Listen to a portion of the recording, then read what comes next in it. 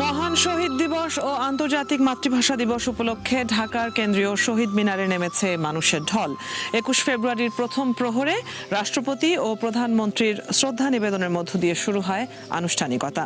এরপর রাজনৈতিক দল, সামাজিক সাংস্কৃতিক বিভিন্ন সংগঠন, বিভিন্ন শিক্ষা প্রতিষ্ঠান সহ শহীদ মিনারে পুষ্পস্তবক অর্পণ করেন সর্বস্তরের মানুষ। বিস্তারিত রায়হান কবিরের প্রতিবেদনে। ফ্যালকন অ্যালুমিনিয়াম মাল্টিলেয়ার অ্যানোডাইজড হওয়ায় সম্পূর্ণ স্ক্র্যাচ প্রুফ। Falcon aluminium. আমার ভাইয়ের রক্তে রাঙানো ২১শে ফেব্রুয়ারি, আমি কি ভুলিতে পারি? আবেগঘন এই গানে মুখরিত শহীদ মিনার প্রাঙ্গণ। ভাষার মাস ফেব্রুয়ারি।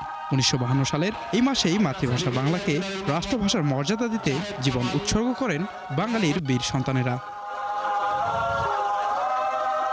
প্রতি বছরের মতো এবারও ২১শে ফেব্রুয়ারিতে ভাষা আন্দোলনের স্মৃতিতে আবেগাপ্লুত হয়ে পড়েন বাংলা ভাষাপ্রেমীরা।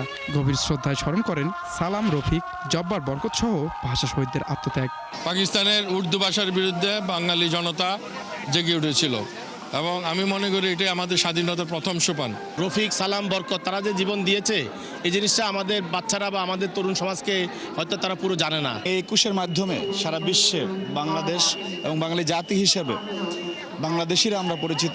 যারা ভাষা শহীদ আছেন তাদের প্রতি শ্রদ্ধা জানিয়ে আমাদের ভাষা নিয়ে সচেতন হওয়া উচিত। যেহেতু একজন বাঙালি, সেটাকে সত্ত্বেও ধারণ করতে হবে। তাদের আদর্শটা আমাদের মধ্যে সবসময় থাকুক।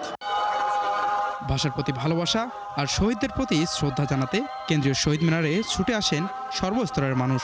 বয়োজ্যেষ্ঠ থেকে শিশু, সব বয়সী মানুষের উপস্থিতিতে মুখর হয়ে ওঠে প্রাঙ্গণ।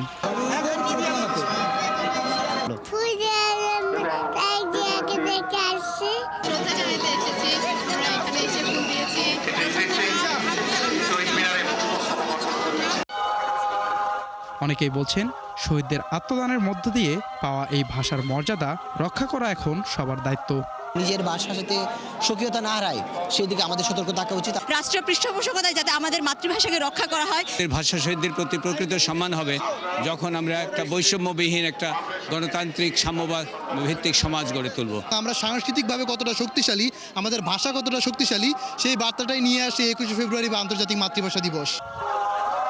ভাষাবিজ্ঞানীদের মতে ভাষা নদীর মতো প্রবাহমান হলেও অপ্রয়োজনীয় বিদেশি শব্দের আগ্রাসনে বাংলা ভাষার নিজস্বতা ক্ষতিগ্রস্ত হতে পারে, এমন আশঙ্কাও প্রকাশ করছেন কেউ কেউ। রক্তের বিনিময়ে অর্জিত মাতৃভাষা, তার মর্যাদা নতুন করে রক্ষার্থে অঙ্গীকারবদ্ধ হচ্ছেন সবাই। কেন্দ্রীয় শহীদ মিনারে ফুলেল শ্রদ্ধা এবং ভাষার প্রতি ভালোবাসা বলে দিচ্ছে এটি শুধু একটি ভাষা নয়, আমাদের বাঙালিদের একটি অস্তিত্বের প্রতীক। রায়হান কবির, ৭১, ঢাকা।